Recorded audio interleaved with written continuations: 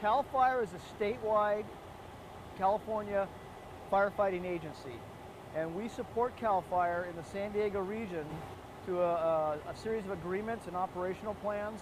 If they are tapped out, they have no available aviation resources available for firefighting efforts in the San Diego region, they will request from the Marine Corps aircraft to support their firefighting efforts, and we will step forward with that. And that's what today's all about, is testing out the MV-22 to make sure it meets their parameters, both the mission parameters and the safety of the aircraft to meet their needs. So if they call us for help, we'll be able to send that the MV-22 to support their needs if they ask us. It's very important because it's not the main mission of the Marine Corps. The main mission of the Marine Corps, of course, is warfighting and protecting the nation. So the frequency of the Marines flying this type of mission is not that often. So the annual training we do at CAL FIRE, both the ground classes and the flying, is very important to keep the professional ability to fly the aircraft in these platforms in this mission there, so they can do the job safely and efficiently. I think today's evolution was extremely successful.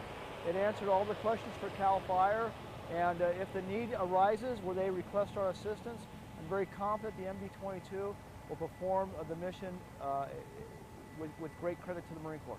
Thermot, every year during the wildland fire season between June and October, we provide support via DSCA, the Defense Civil Support Authority, where we provide assets to come and fight the wildland fires.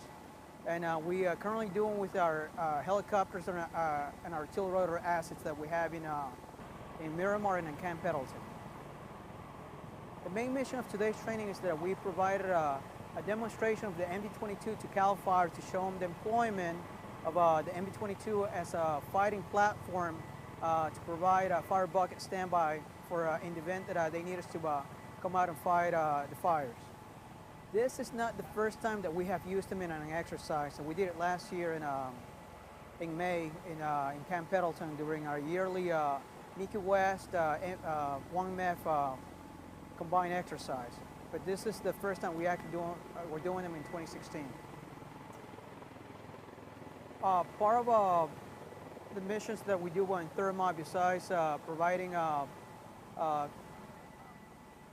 squadrons that we deploy, we're also providing standby support to come out and fight the fires. And the way that we do them is that we get support from CAL FIRE. They come out and they give us classes.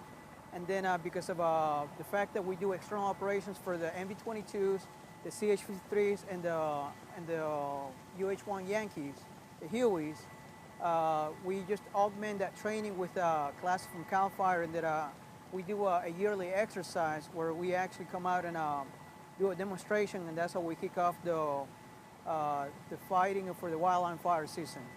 Today, the main thing is that we actually came out to show CAL FIRE how we can employ the MV-22. So it could be one of the platforms that we can use besides the Super Stanleys and the Hueys. We did some bucket drops, some CAL FIRE drops, in order to put out fires in San Diego area or anywhere in California that were needed. It's just another capability of the Osprey. So basically, all the pilots are really doing are find a set profile, while the crew chiefs in the back, the pilots don't really have any visibility on the bucket, so the crew chiefs have to guide it in over the water. It was probably the first step. In order to pick up water, the bucket's empty, obviously, and we go to a dip site, which is a large body of water. It can be man-made or natural. And basically, we'll call the bucket into the water, pick up out of the water with the bucket, make sure there's good tension on it, make sure the weight's appropriate. If there's too much weight, the aircraft really doesn't have enough power for forward speed. And then we'll stay in helicopter mode, fly over to wherever the target is, wherever the fire, whatever we're dropping on. Basically, we'll line the pods up because we have a better visual outside the aircraft, and we're the ones that drop the water in the back with a button. And the crew just basically just line everything up, get everything set, and call the target drops. Well, it's a CRM heavy. Basically, what that means is crew resource management.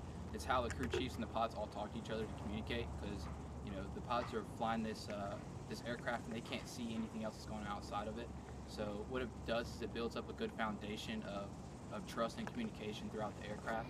It makes you a better crew, and then on top of that, that training is really going to be required for doing any sort of drops on top of fire. It's really it's different. It's a different thing.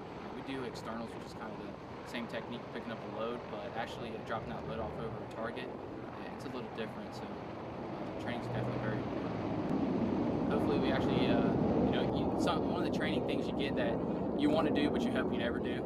So it's just good to have another capability, something we can do stateside, something where you can go out and get action without actually having to worry about people's lives being